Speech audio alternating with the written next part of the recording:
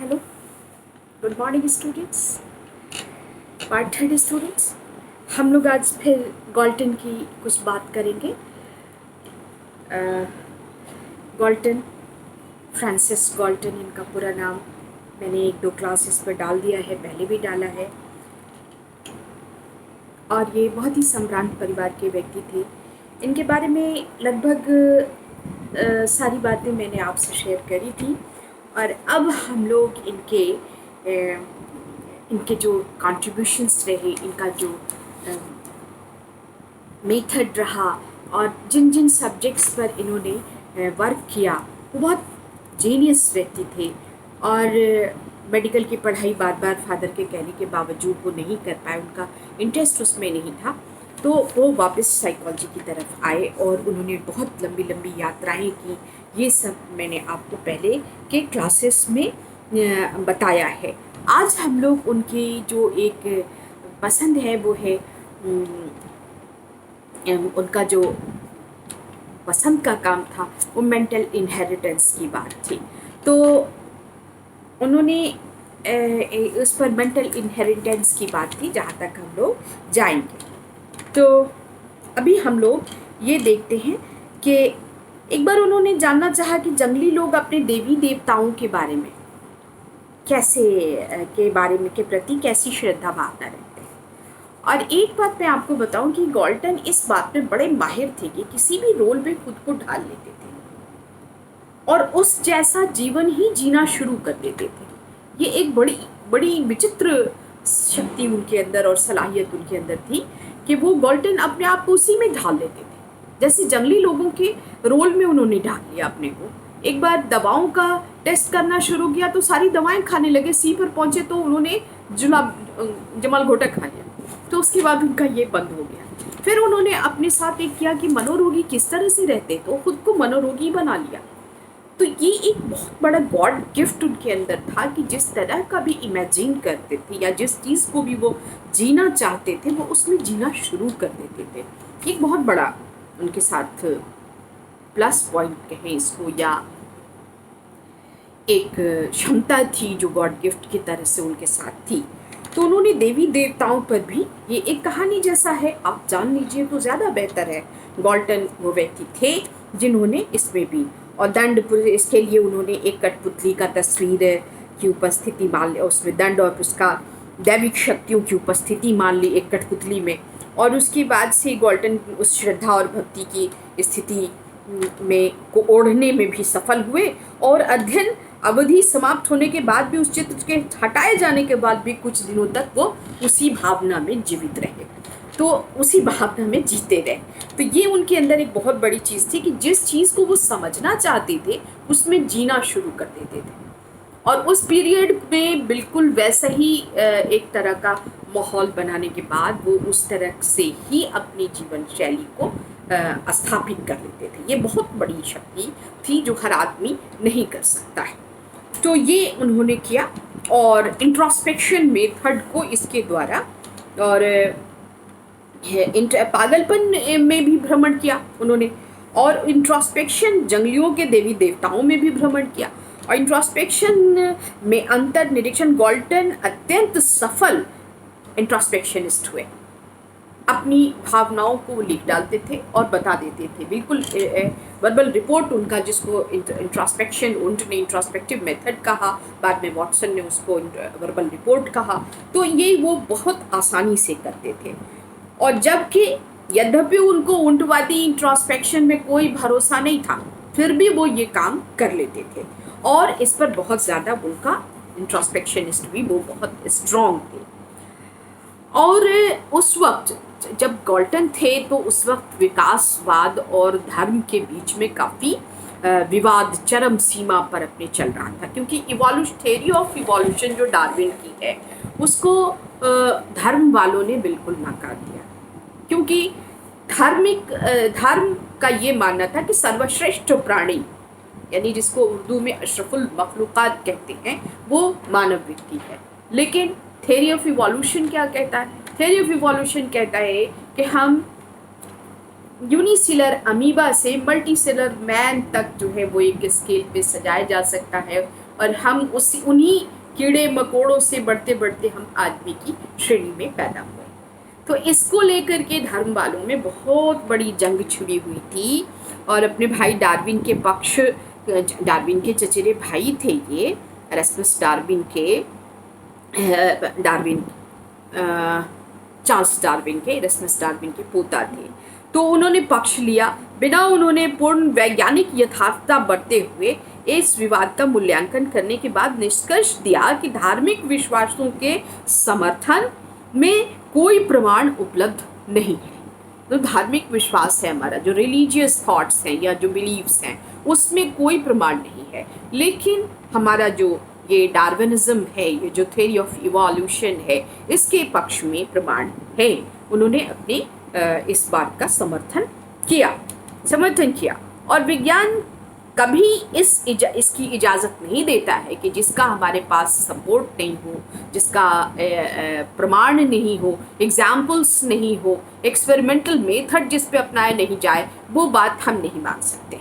तो theory of evolution experimental method पे पूरी उतरती थी, इसलिए उन्होंने उसका जो है वो पूरा समर्थन किया।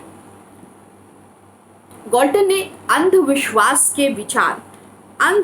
गॉल्टन ने इस अंधविश्वास पर विचार करने के बाद निष्कर्ष दिया कि प्रार्थना चाहे जैसी भी हो पूर्णतः प्रभावहीन होती है।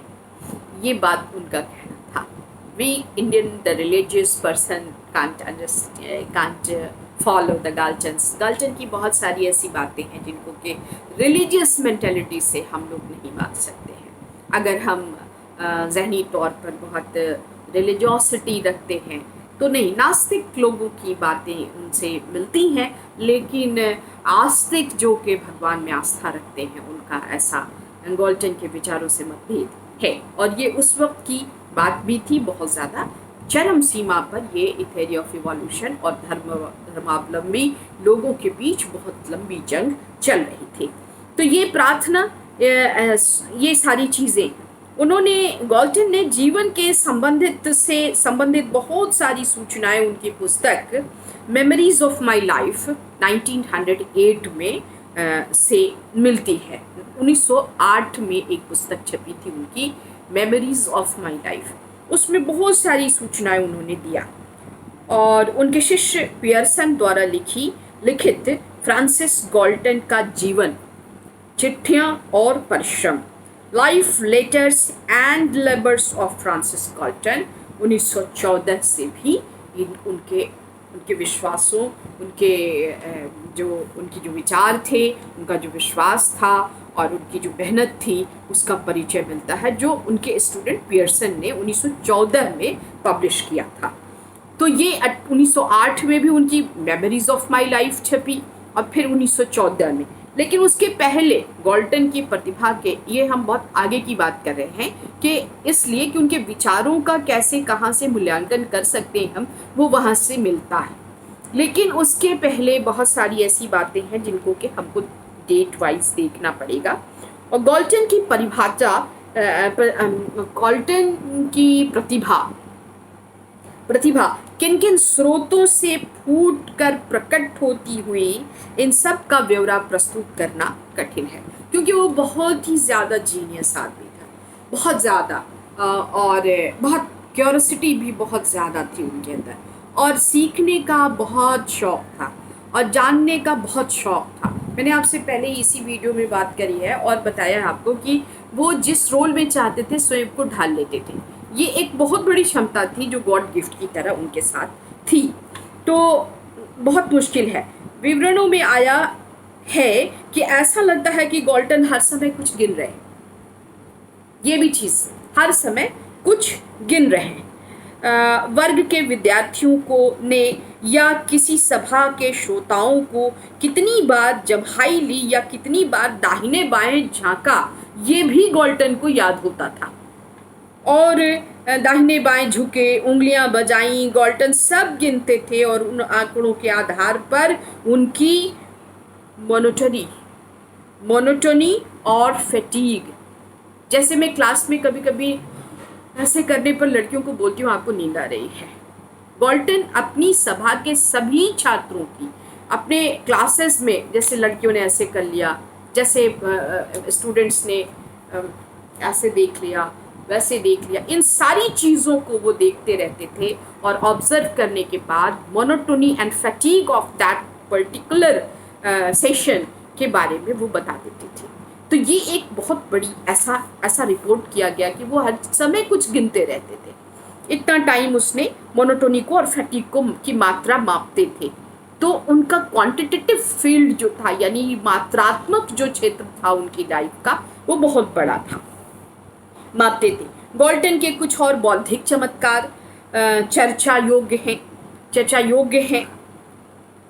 एक बार उन्होंने ये मान लिया कि वो गणित के अंक में 1 2 3 आदि भूल गए। Just like a story, I'm telling a story of a very wonderful man, that is Francis Galton. तो 1 2 3 भूल गए हैं आदि, और उन अंकों की जगह गंधों ने ले ली है। गंध, स्मेल सेंसेशन ने ये भी मान लिया, और ऐसा विश्वास कर लेने के बाद वो मात्र गंध के आधार पर जोड़ घटाव, गुणा और भाग की गणितीय समस्या का समाधान सहजता से साथ करने लगे। तो ये भी उनकी एक क्वालिटी थी गॉल्टन की, the great man Francis Galton की ये योग्यता उनकी थी, करने लगे। वस्तुतः ऐसे चमत्कारी धंधे ही गॉल्टन की उमड़ती प्रतिभा का परिचायक थे कि ये व्यक्ति इस तरह से भी कर सकता है। 1 2 3 भूल गए, अब स्मेल सूंघ के वो जोड़ घटा भाग गुणा ये सारा चीज़ करने लगे। तो ये चीज़ भी उनकी बहुत बड़ी प्रतिभा थी। अब हम गॉल्टन के उन अनुसंधानों की ओर अब आ जाएंगे जहाँ पे उन्होंने कुछ मनोविज्ञान और उसके विश्वास से किया, और यहाँ पे डार्विन का हम उन्हीं 1859 में अपनी पुस्तक ओरिजिन ऑफ स्पीसीज पर हम यहाँ पे इस वीडियो को ख़त्म कर रहे हैं। अब उनकी जो उपलब्धियाँ, अभी तक मैंने गॉल्टन के बारे में आपको स्टोरीज़ बताई हैं, अब आप लोग स्टोरीज़ नहीं सुनेंगे, बल्कि अब आप जो टेक्निकल वर्ड्स हैं, लेकिन आपको ये याद होना चाहिए कि गॉल्टन किस तरह का आदमी रहे और कितने जीनियस थे और उन्होंने क्या क्या किया, ये अपने जीवन में उनका आपको याद रहना चाहिए। देखिए, कहानियाँ बहुत आसानी से याद हो जाती हैं। हिस्ट्री ज़्यादातर कहानी जैसी ही होती है। कुछ बच्चे थोड़ा परेशान हो जाते हैं कि इसमें आप लोगों को याद करना पड़ता है या लिखना पड़ता है, उनको सिस्टमेटिक करना पड़ता है, लेकिन ऐसा करना लेकिन अगर उसको बहुत इजी वे में लिया जाए। देखिए, हमने अपने लेक्चर्स में बहुत बार स्ट्रेस के क्लास में कि स्ट्रेस हमको नहीं मारता है, हम स्ट्रेस को किस तरह लेते हैं उससे हम किल हो जाते, मर जाते हैं। तो मैं आपसे ये कहना चाहती हूँ कि हर सब्जेक्ट को बहुत इजी वे में लीजिए, इतना इजी वे में लीजिए कि आप उससे कुछ समझ सकें। और जब आप इजी गोइंग वे में किसी सब्जेक्ट को पढ़ते हैं और सीखना चाहते हैं और लर्निंग को अपने लाइफ का, इफ़ यू स्टॉप लर्न, अगर आपने सीखना छोड़ दिया तो आपने जीना छोड़ दिया। You stop the life, your own life. So learn in a very easy way, in a very simple way. It is very important for further development of your life, for further. और यही time है बेटा जब आप सीखें और आप कुछ कर सकते हैं जिससे आगे की ज़िंदगी बहुत खूबसूरत और बहुत शांतिपूर्वक हो सकती है। It is in your own hands. So listen me, follow me, learn by that which I gave you